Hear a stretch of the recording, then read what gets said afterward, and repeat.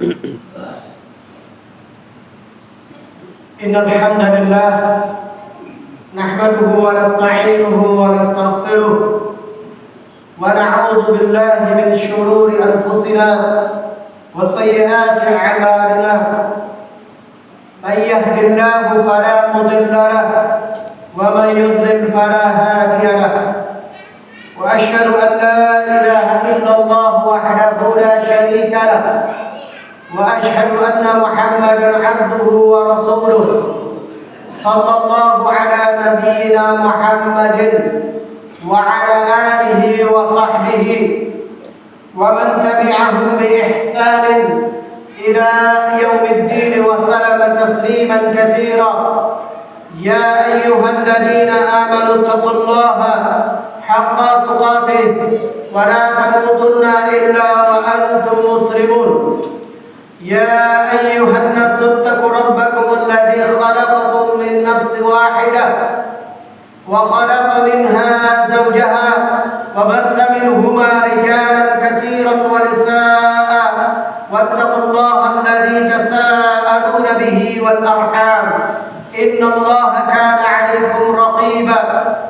يا أيها الذين آمنوا اتقوا الله وقولوا قولا سديدا يصلح لكم أعمالكم ويغفر لكم ذنوبكم ومن يطع الله ورسوله فقد فاز فوزا عظيما. أما بعد فإن أصدق الحديث كتاب الله وخير الهدى هدى رسول الله صلى الله عليه وعلى آله وسلم وشر الأمور محدثاتها فإن كل محدثة بدعة وكل بدعة ضلالة وكل ضلالة في النار. أيها المسلمون جماعة صلاة جمعة رحمني ورحمكم الله. Segenap kaum muslimin jamaah salat Jumat yang semoga senantiasa dirahmati oleh Allah Subhanahu wa taala, amin. Pertama-tama saya selaku khatib pada Jumat yang penuh dengan berkah ini insyaallah taala, dan di masjid yang insyaallah Allah berikan keberkahan, saya mengajak untuk saya pribadi wabil khusus dan juga selebihnya untuk yang hadir kaum muslimin panjenengan semua, marilah kita senantiasa berusaha berupaya untuk mempertahankan keimanan yang ada pada diri kita masing-masing. Setelah itu kita berusaha untuk meningkatkan ketakwaan kepada Allah Subhanahu wa taala, mumpung masih Allah Subhanahu wa taala memberikan kesempatan kepada kita semua di dunia ini. Karena banyak sekali di dalam ayat Al-Quran menyebutkan tentang penyesalan-penyesalan manusia di saat dia sudah meninggal dunia. Dia ingin kembali di dunia, kemudian setelah itu menjadi orang saleh, menjadi orang yang rajin bersedekah, menjadi orang yang rajin beramal saleh. Namun sebagaimana yang kita yakini, di saat seseorang sudah meninggal dunia, tidak ada penyesalan yang berguna bagi dirinya dan memberikan manfaat.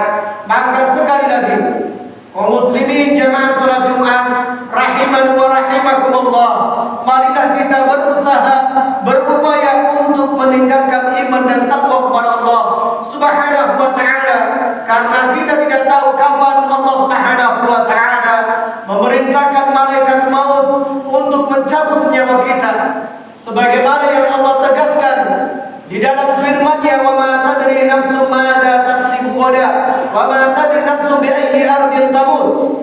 Allah Subhanahu wa taala mengabarkan kepada kita tidak ada manusia yang bisa memastikan besok hari apa yang akan terjadi untuk dirinya, dan tidak ada satu manusia pun yang mengerti kapan dia akan meninggal dunia. Sehingga orang yang cerdas, orang yang jenius menurut kacamata Islam adalah mereka-mereka yang senantiasa mempersiapkan dirinya untuk bekal kematiannya sebelum kematian menjemput dirinya. Maka marilah kita berusaha untuk menjadi umat cerdas dari umat-umat Rasulullah SAW, dalam artian mempersiapkan dari diri sebelum Allah mencabut nyawa kita dengan wasilah malaikat maut. rahmat Allah Subhanahu wa taala, pada kesempatan yang mulia ini dalam rangka mengamalkan firman Allah Subhanahu wa taala, "Wa dzakir fa inna dzikra tanfa'ul mu'minin."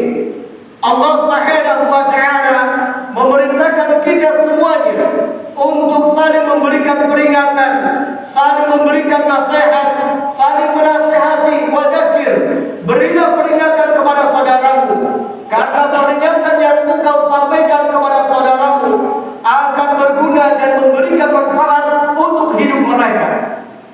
Juga Rasulullah sallallahu alaihi wasallam dalam hadis yang sahih yang dikeluarkan oleh Imam Muslim dari Tabib Ad-Dari radhiyallahu taala anhu, beliau menyatakan ad-dinu an-nasihah, tidak lain dan tidak bukan agama Islam yang sedang kita anut ini sebagai agama kita yang diridhoi Allah Subhanahu wa taala.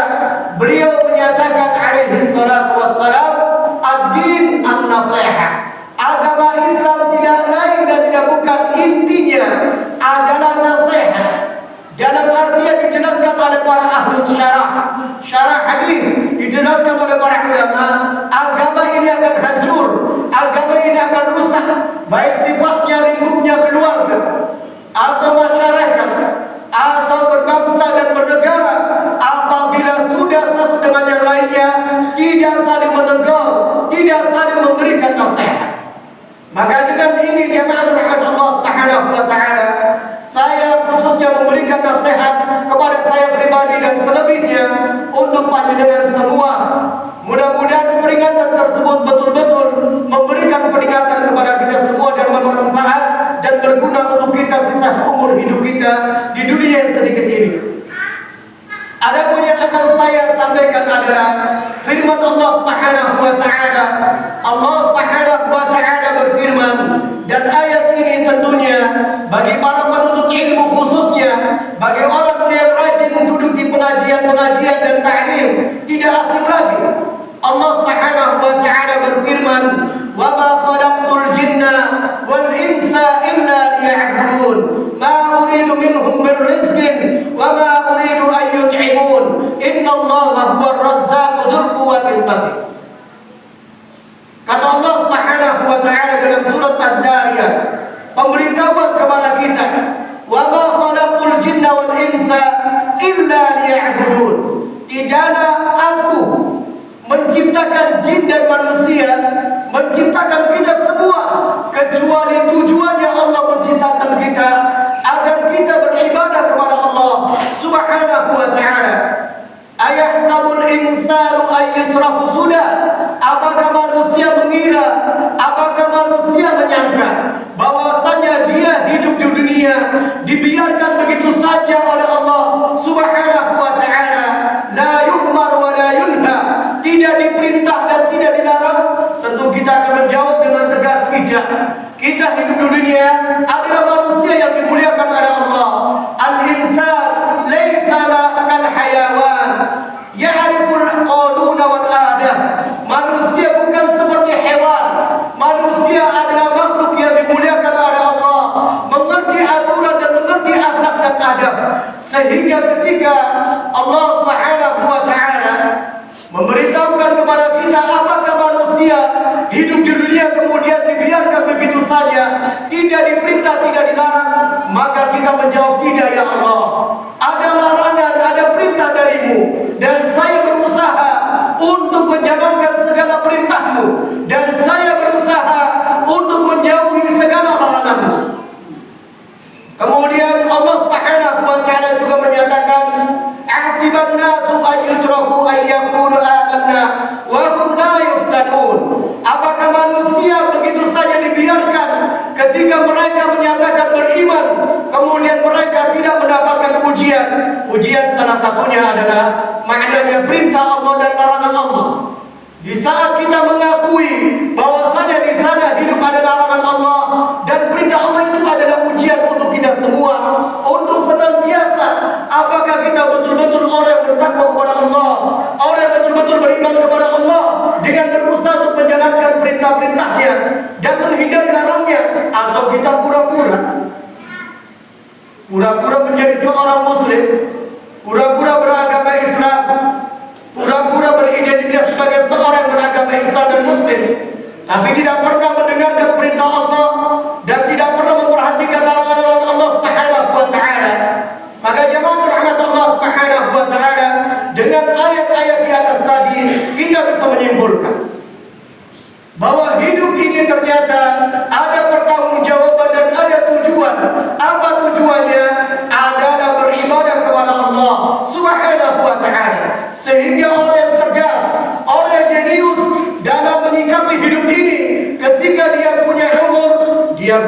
umurnya untuk dalam rangka wasilah beribadah kepada Allah.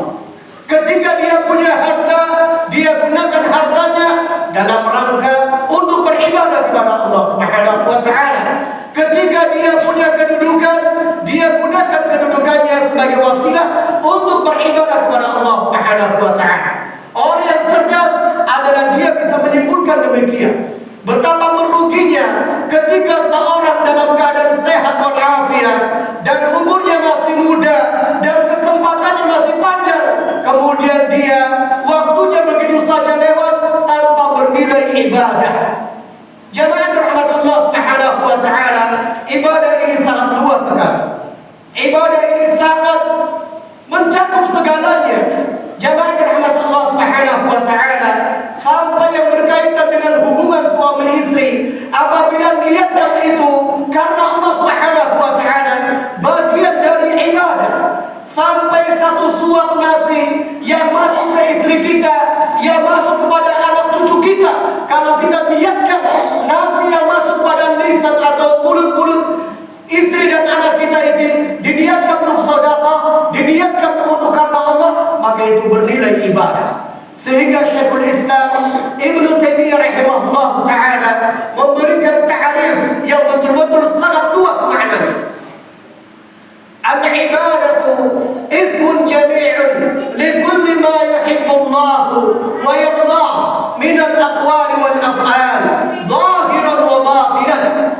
Ibadah itu adalah nama yang mencakup segala sesuatu yang dicintai oleh Allah, yang diridhoi oleh Allah Subhanahu wa taala, baik itu perbuatan ataupun perkataan, apakah secara terang-terangan dan bisa dilihat oleh kita atau secara tersembunyi. Apabila itu dicintai oleh Allah Subhanahu wa taala dan juga diridhoi oleh Allah Subhanahu wa taala, maka itu adalah ibadah. Jangan rahmat Allah Subhanahu wa taala. Kemudian Rasulullah sallallahu alaihi wasallam menyebutkan tingkatan-tingkatan ibadah. Kata beliau alaihi salatu wassalam, sebagaimana dalam hadis-hadis yang sahih diriwayatkan dari Abdullah bin Umar bin Khattab dan juga Abi Hurairah radhiyallahu taala, meriwayatkan dan banyak sekali para sahabat meriwayatkan hadis yang akan kita dengar.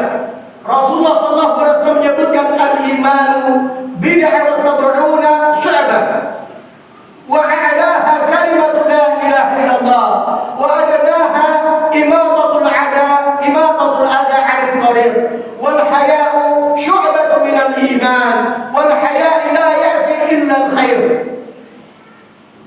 Kata Rasulullah sallallahu alaihi wasallam, iman atau ibadah itu macam-macamnya banyak sekali. Ada 70 sekian macam, dalam lafaz lain ada 60 sekian macam. Yang paling tingginya dari nilai ibadah adalah kalimat la ilaha illallah. Dan yang paling ringannya dan yang paling rendahnya adalah menyingkirkan gangguan yang mengganggu manusia. Menyingkirkan gangguan yang mengganggu manusia. Para penafsir bagian dari akhlak yang mulia adalah badlun nada wa kaful ada wal 'afwu 'anil adab. Akhlak yang paling mulia yang mana penduduk surga kebanyakan mereka adalah dari orang-orang yang akhlak yang mulia adalah yang pertama badlun nada, selalu berani berkorban untuk kepentingan orang lain. Yang kedua adalah al-kaffu 'anil adab, menjaga dirinya untuk tidak mengganggu orang lain. Wal 'afwu 'anil adab, dan memaafkan kesalahan orang lain. Dan jangan rahmatullah subhanahu wa ta'ala, menyingkirkan gangguan yang mengganggu manusia bagian dari ibadah. Misalkan jamaah rahmatullah subhanahu wa ta'ala, kita melihat ada seseorang yang wudu, kemudian wudunya keliru dan itu gangguan untuk dirinya.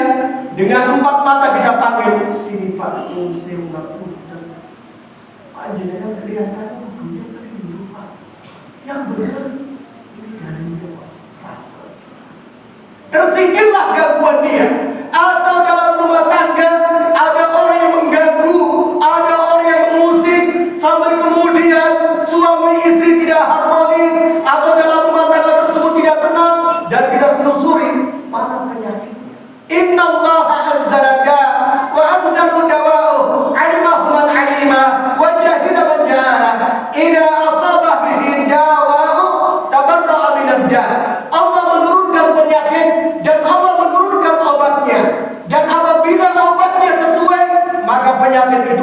secara otomatis sembuh kalau obatnya pas.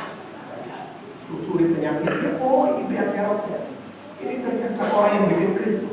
Pagi, ini penyakit. Bisa kasih obat. Kita obati penyakit tersebut, dinasihati dan sebagainya. Ini adalah gangguan dengan rahmat Allah Subhanahu wa ta'ala banyak sekali. Sehingga inti dari agama Islam ini sekali lagi adalah barakallahu fikum, memberikan nasihat dan seterusnya. Jadi jamaah rahmat Allah Subhanahu wa ta'ala, jangan kita punya bayangan kalau mengganggu, menyingkirkan gangguan dari jalan yang mengganggu manusia itu hanya sekedar menyingkirkan paku, menyingkirkan duri, menyingkirkan maknanya lebih luas. Apapun jenisnya yang mengganggu manusia, maka kita singkirkan. Apakah lingkupnya RT-an atau RW-an atau kelurahan atau barakallahu fikum satu kecamatan atau satu daerah Banyumas atau satu negeri ini. Ketika ada pengganggu yang mengganggu manusia, maka kita singkirkan gangguan tersebut, dan ini bagian dari ibadah. Jamaah rahmat Allah Subhanahu wa ta'ala, wa nas'alu ta'ala wa iyyakum an yaj'alana minal mu'minin as-sadiqin wa minal ladzina yastami'una al-qawla wa yattabi'una ahsanah wa qul rabbighfir warham wa anta khairur rahimin.